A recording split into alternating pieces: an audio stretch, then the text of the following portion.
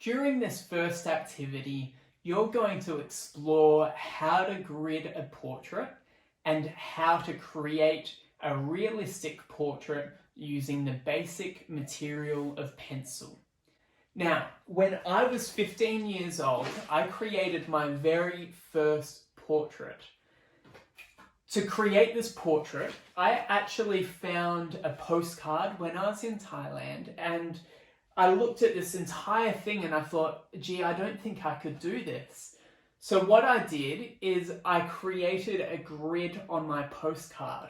And then I decided, well, I might not be able to complete this whole portrait, but if I break it down into little squares, like I could definitely draw that, and then I could definitely paint that. And slowly I broke it down into different squares of different grids until I had a final portrait that I think worked out in the end.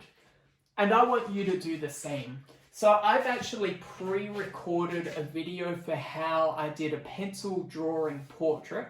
You'll notice in this video I've used colored pencil. I'm actually going to encourage you just to use a basic HB pencil so you can really focus on tone. The other thing that I don't really talk about enough in the video is I really want you to focus on each square slowly. One thing that I often find helpful is even setting a bit of a timer and just deciding, okay, I'm going to spend about 2 minutes working on this one square, because if I focus on this one square, then it creates a really nice portrait in the end. So you can pace yourself out. You'll have 3 weeks to create this portrait, and I really encourage you to use all of that time. Don't rush it, or don't just try kind of completing it in that last week. I want you to show me some progress photos as you go, and then I'll get you to upload the final one for assessment on the Hub in week 4. Okay, let's watch this video. A while ago, I was painting a theme with oil paintings of portraits where there was a sense of water that drips on the portraits' faces, like some of the images that you can see on the screen now. I decided, why not have a go doing that with my pencil drawing today? Here is a photograph that I took of a friend who allowed me to pour some water on her head, no idea why.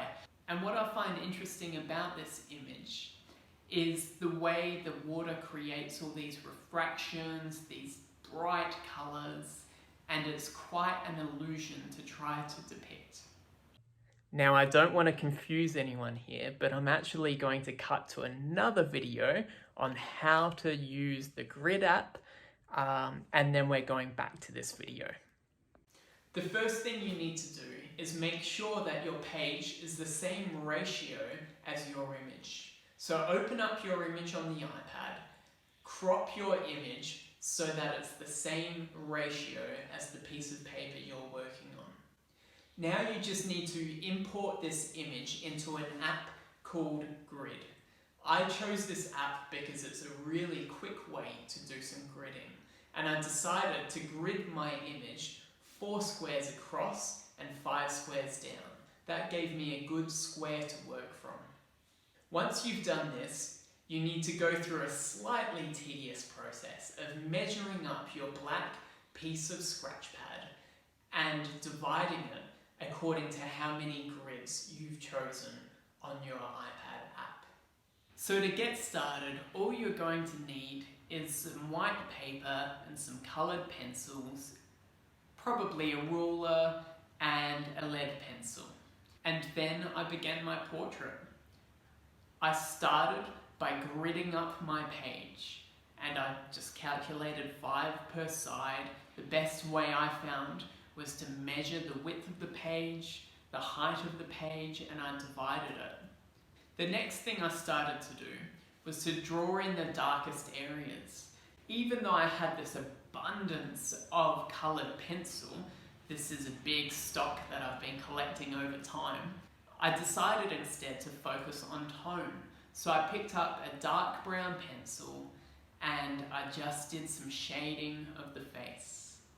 Now this is that point where I actually encourage you to go one square at a time rather than the approach that I've shown on this video. So don't do the whole thing, just one square at a time. And you might even want to time yourself for each square because that gives a better, successful portrait in the end. You can notice here that I'm trying to get the subtle nuances of the skin tones, where I can capture some dark areas, some mid-tones, and some highlights. I find this the most difficult thing about drawing with pencil, because when I'm painting I can start from a dark background, but for this time I need to start from a white background, and it's harder to get those darks in with pencil. The next thing I started to do, which was a little bit scary, was to put in colour. Again, you don't have to do colour, but if you want to, you can. Remember, we're focusing on tone though, so I want you to get the dark areas right and the light areas right. So I started with the nose and I added lots of reds and bright colours. Now, as I started doing this, I was thinking, oh no, I'm ruining this portrait. But the reality is that if you start with one colour and you put it in all throughout the drawing where it's really nice and integrated, then actually it starts to balance itself out. So it's very, very bright colours, but it's beginning to build itself up. So in the end, I found that I was running out of time. So I actually got myself a brush, got some water, I got a little bit of watercolour, and I quickly painted that background.